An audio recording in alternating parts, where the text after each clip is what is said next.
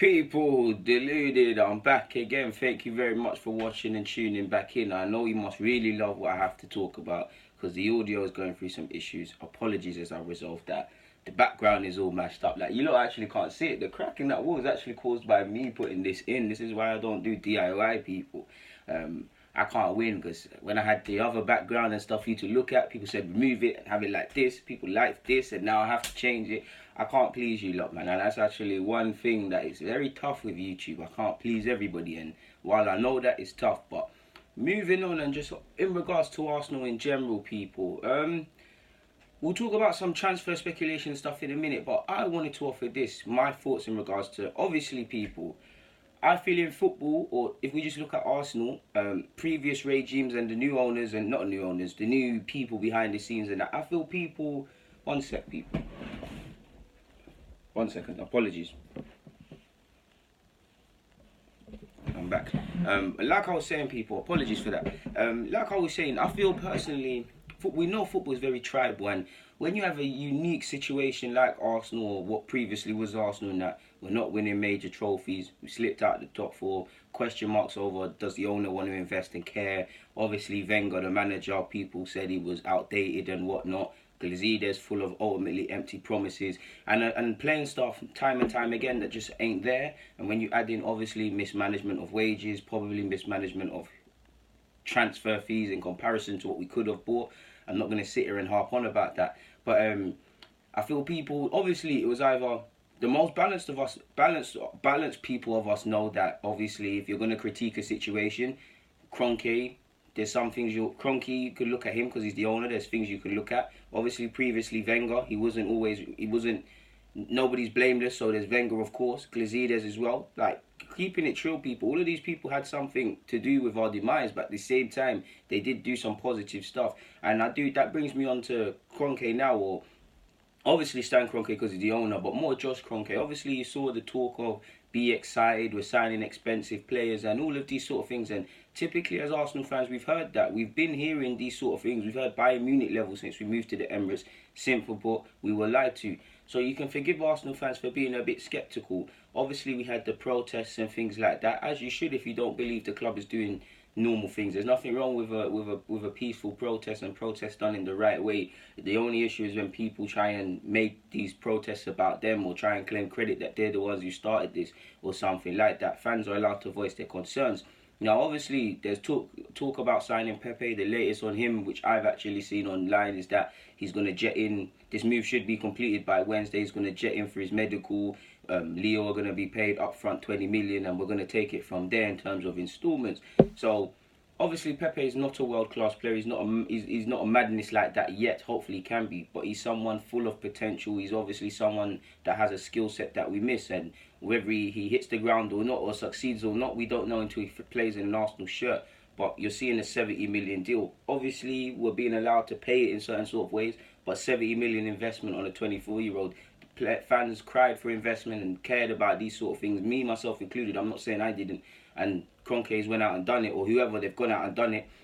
Obviously, there's that. Ceballos on loan, Saliba next season. If we can get a centre half, if this does happen? What does that mean for the protest? Because I do think the protest will stop to a degree because we're seeing it back. We're seeing us be backed up. Obviously, if we need to maintain this sort of thing, but surely you'd have to give Stan Kroenke credit, or Kroenke credit where due, because you can't you don't know, I'm a fair man. I think a lot of the issues lie with the owner. He's not faultless, because at the end of the day, he's not picking the sport in this. He's not picking the teams and things like that. I only blame the mentality, because if an owner wants to win trophies and hellbent on winning trophies, the mentality will filter down. But if he's invested money, what could you say, people, really and truly? Because that's what we wanted. You have to keep it fair. You can't bash her. I'm not defending. Don't think I'm Kroenke Defence League or anyone Defence League. I just believe in fair criticism in all walks of life. You can't bash a man or woman for not doing something, and when they do it, still harp on about it. Do you get it? Obviously, seeing is believing, and it's about continuing this sort of trend. But surely you'd have to allow it for a sec. If they've gone out and bought Pepe, obviously they've done the other business, and we don't know what other business could be done. Yes, in terms of outgoings, we could do a bit better in that front, or have a bit more of a sustained push. But at the end of the day, what Arsenal fans expected Pepe to come into this club, really and truly, for 70 odd million. We know the budget was told we know we had more than 45 million, but we could only work with that. And I made a point of only speaking about that in my videos because I'm not an Arsenal board member or whatever. Our budget still might be near enough that. Obviously, depending on how you manipulate the money and all of these things, really above my pay grade and whatnot, for someone else to explain. Do you see what I'm saying, people? You can get players in. Credit where due. Of course, it won't be the most perfect of windows, but in terms of incomings, it would be a solid window. So surely you've got to cut everybody some slack because you can't. Like, even everybody's loving Raul now. People were questioning Raul a couple of weeks ago, saying, "No, has he really got the contacts and things like that?" Obviously, that's the nature of football, and that's what football is at its base level. But it's surely we'd have to cut some slack where due, people, in my opinion. Like, obviously, it's about continuing this. I'm not saying we need to spend 70 million on a player all the time, but this sort of thing should have been done ages ago, and maybe it's being done to appease the fans. Maybe Pepe, we'll never know, because a lot of people will say, obviously, the protests made them go out and get Pepe and whatnot. But how do we know? We don't know.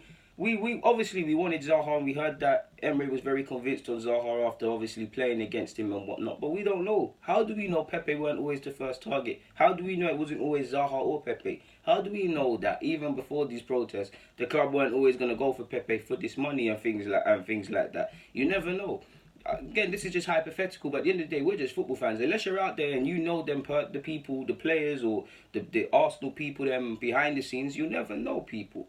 So, yeah, surely we'd have to cut some slack, really and truly, if everything pops off this summer. Obviously, the outgoings, we'd have to question that, but you'd have to credit where due, man. I believe in criticising and praising where due.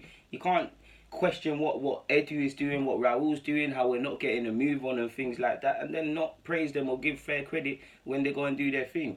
And obviously, like I said in one of my videos, the silence around our transfers at a point was scaring me because I'm a football fan. I don't know what we're doing, but surely there was a plan. And this is why I keep saying I'm going to reserve judgment until the end of the window, because I do have small hope. Again, nothing is facts, but if the Pepe deal and allegedly a new centre-half, whether that's on loan or permanently, together with the already deals done, once all the I's are dotted and the T's are crossed, surely there might be a last push, because technically we're in the last 10 days of the window now, to get at least one or two players off the wage bill and whatnot. Because if Jenkins stays at this club at this point, he deserves a lifetime achievement award. So I might as well give him Ballon d'Or, because how has he managed to nick a living like this? I wish I could do that. I salute it, but if Jenkins survives, them and they're probably hiding in their lockers the whole pre-season.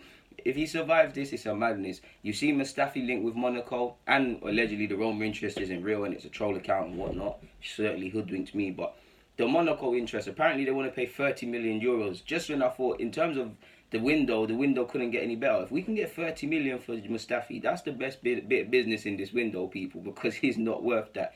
If I'm Monaco would have to be insane to spend that. If I'm Monaco, I'm trying to lowball Arsenal. I'm trying to go in there with a loan with an option to buy, play on the fact that he's inconsistent. He's got 2 years left.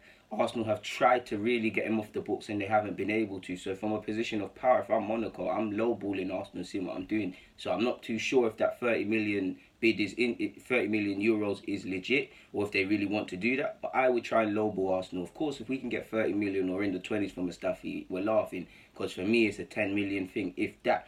So for Mustafi, obviously, I'd say you'd like to think in a serious world, if a new centre-half comes in, Socrates for at least another season or two, Holding obviously to come into the mix, Saliba next season, you'd like to think there's no football for Mustafi to play. Mustafi wouldn't play a game for me again for this team. But by the same logic, on paper, there's not a new centre-half. On paper, Koscielny should leave, in fact. In fact, I think Koscielny, away from ability, I think Koscielny's more of a priority to get out of this club than Mustafi. Again, I want Mustafi out of here, but how Koscielny's behaved and whatnot, I don't think there's any turning back.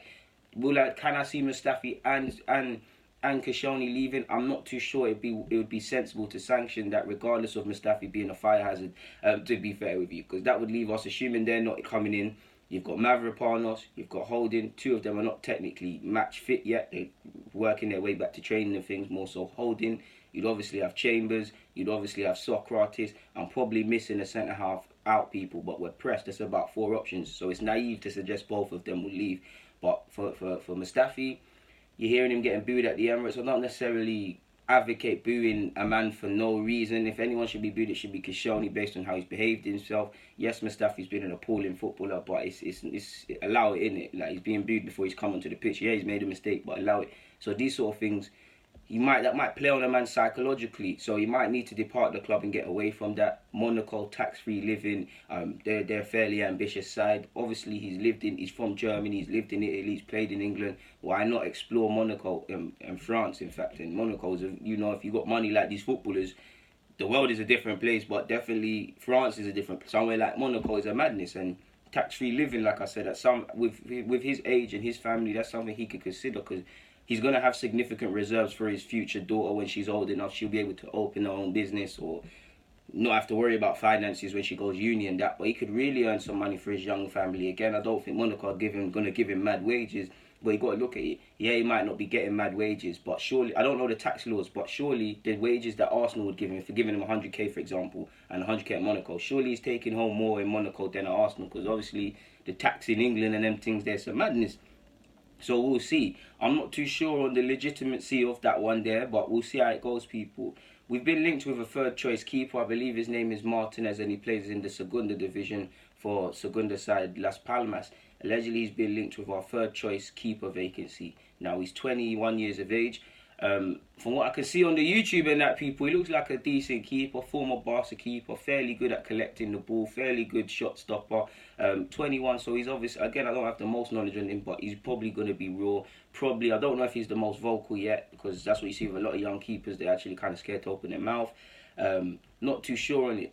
Looking at him last season, he's played 30 plus times for Las Palmas. Would you want to go from playing 30 plus times to being Arsenal's third choice keeper, regardless of the jumping growth of the clubs? It won't make sense, because from a development point of view, a third choice keeper really and truly is not going to play significantly in the season. If we buy him and then he's loaned back, or he goes on a couple loan spells to train him up and things, that's different. But would it make sense? Because again, I'm not watching him religiously. I don't even know if he's Las Palmas regular. I just assume he's played 30 times, so he is. But would you want to go from being a regular in that side to going to Arsenal, where there's Leno, who's not the oldest of keepers, who's going to be here for a while? You're already ahead of him, behind him. If you're going to be third choice keeper based on reports, I assume you're behind Martinez. So there's that. He's got potential, I suppose, because of his age and whatnot. So I'll always advocate signing players with potential. I mean, he's got a release clause of £8 to £10 million, million euros allegedly. So that's not the most cut price. But would you people want to leave a club where you're playing to be third choice somewhere else? It's not going to make sense. Obviously, he's Spanish, and he ties in with the Spanish influence with Emre's arrival and whatnot. So it's easy to make the claim that we're going to go for him. What would that mean for young Arthur Okonkwo as well? Because he went to Dubai with the squad. He's someone I would have thought would take up the third choice position. He'll predominantly be playing with the 23s and that, but if something happens, it would be him. Obviously, Macy is still contracted to the club, but you saw reports he's allowed to leave, or been told he's allowed to leave or something. So he's not got a future at this club. So on paper, you've got Leno, you've got technically Martinez, you've got Okonkwo, Iliev, who's 24 years of age, has gone on loan. So that's that. So we'll see what happens in that regards, man. I don't really buy this one, but at the end of the day, I don't know if Arsenal are really going for him or not. So we'll watch that one closely, sort of thing. Apparently, Arsenal have opened contract negotiation talks with Guendouzi. Now, that was being said last season, and you'd expect that to happen. You'd expect, again, Guendouzi, I feel Guendouzi had a good season. I feel it's testament to his ability that people forget he's a young, untested player. I mean, this is his second real top-flight season, and he's played more times for Arsenal than Lorient. So it's been one where he's had some highs, had some lows. He's obviously shown that he's raw and he's got several aspects to improve in. But I like him. First and foremost, his technical ability. First and foremost, he's not a pussycat, really. He's taken to life at Arsenal. Big games, he's on it. Yes, he's made mistakes. Yes, he can improve defensively. But he's got the mentality to hold it here. He's played better in his season, or even from when at a point half a season, than certain experienced midfielders. I've got a lot of time for Guendouzi. What he develops into will be interesting, because admittedly, I think he's got skills to be a deep line playmaker and do what Xhaka does, but contribute going forward. Equally, I think he could be a good box-to-box midfielder. I think he loves to get into the final third. I think he could add some goals and assists. I don't see him being a goal-scoring midfielder, but he should look to add some goals into his game. I think he can be a decent player, and it's good that he's an extension negotiations have started for him. He deserves it. You've seen us, I think Torreira should be in talks with that. We've tied down Iwobi. Obviously, Nelson signed a new deal last year. Probably Nelson and Saka, maybe Willock if he plays and whatnot, will be in line for new deals. I can't talk too tough, but there's a certain other player who's contract stuff is about to be announced in regards to signing a new deal as well. So it's nice to see we're tying down young players or people with resale value. So I advocate Guendouzi. I really like Guendouzi. He can frustrate at times, of course. A lot of improvement for me. My pet peeve is defensively. I think he's got a lot of improvement to do in that regards. Being proactive, not reactive sort of stuff for my regular viewers. But I like him, man. I got a lot of time for Guendouzi, man. I really like Guendouzi. I think he can develop into a competent player for Arsenal. And I think he can go on to get some French caps. I'm not here to say he can be the best midfielder in the world and things, but I think if Guendouzi and Khedira develop to where I believe they can, then we're going to have to be fighting off the Barca's, Madrid's and whatnot in a couple of years. That's my opinion. Everyone's allowed them. Finally, people, you've seen Arsenal. I just felt to go over the Arsenal Khedira stuff really and truly.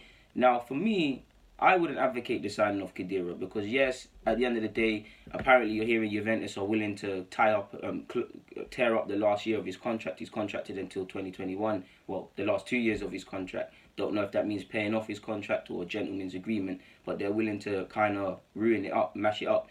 And obviously, because he's not part of the plans, he's still on the wage books for 2 years. He's 32, so he's got a good, I wouldn't say a retirement fund, but he could be there for the next 2 years and maybe go China or whatever if he wants to.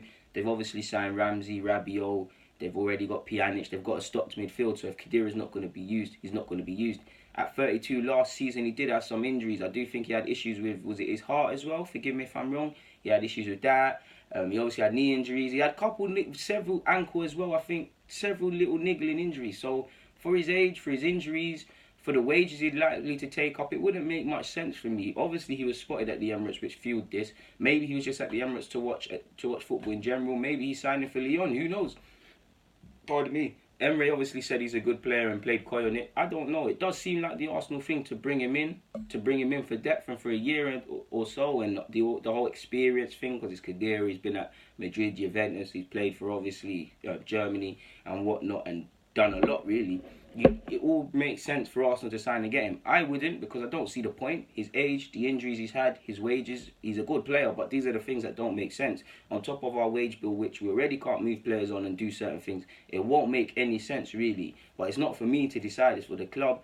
Beyond experience and being someone that people could lean on, I don't see what he can do. Again, I should have looked at his facts and stuff, but he didn't have the best of seasons last year because he was robbed of injuries. Not sure if the season's past that and how many years he's been robbed of injuries or how many injuries he's had in the last 2-3 years.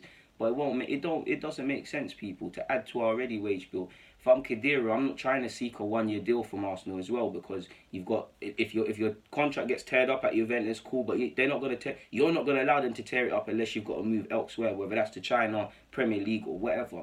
So for them to tear up his 2-year deal contracted until 2021, would it make sense for him to go to that at a team like Juventus, where, like I said, he's getting paid, contract, way of life in Italy, come to Arsenal? Again, London's a good place to live generally if you've got money. Would it make sense at his age to come here on a 1-year deal? That 1-year deal finishes in 2020.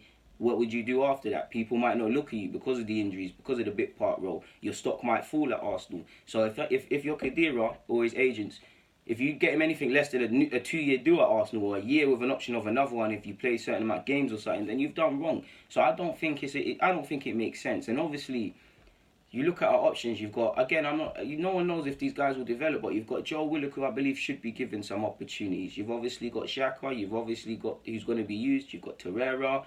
You've got Guendouzi. You've got what's his face? I'm missing someone else. And then they won't be involved, but I'm definitely missing out another midfielder. And you've got a whole leap of options of players that you can use in midfield as well that might not necessarily be out-and-out midfielders. So there is a case, at least for a year, to bring him in and whatnot, but it won't make sense. That's who I'm missing out. We just signed Ceballos on loan. So will it really make sense? Xhaka is likely to... Every game Xhaka is fit, unless he really needs to be rested. You know Xhaka's going to be main in that team, as is Torreira. That's two. Obviously, I assume Guendouzi features quite heavily because he was loved by Emre last season. Ceballos has came here to play football, a substantial amount of football. So these are the four that you'd be inclined to believe will be playing significantly in that midfield. You've obviously got young Joe. Hopefully he gets some opportunities to show what he's on, because he's done well in that Ramsey role, that 10 position, and he's done well in a pivot, really and truly. So will it make sense? Yeah, you could get away with a Khedira in the Europa League in terms of depth as well. You see what you can get away with it, but it won't make much sense because there's some other options. I'm all for bringing in quality and stuff, But I do think if we're going to bring in a midfield, I would like us to bring in a top, not top in terms of wages and whatnot, but someone that's going to raise the quality, whether it's a box-to-box combative midfielder that can kind of play neat little passes similar to Torreira to add to us, make us a bit more dynamic and tenacious. That would be my sort. Someone who's switched on defensively but is a calm passer and doesn't have to be the best, doesn't have to be a defensive mid. I'd actually prefer someone box-to-box. As long as they realise that we've got to go backwards, I wouldn't mind people. There's obviously a case to bring in, well, Ceballos is here for a year, but someone's skill set where it's to connect break the lines and connect play and all of them sort of things there, people. But I think I've been here for 20 minutes too long now. So on that note, people, Deluded, thank you for listening to me offer my opinions about the whole Kroenke business quickly. And obviously we touched on a little transfer stuff here and there. But for now, let me get out of your hair, people. Let me not do you lot a disservice, man. I understand you lot got busy days and you're busy people. Please stay safe. Please stay in well health wherever you are. People, thank you for watching and rocking as usual. DG, I'm out.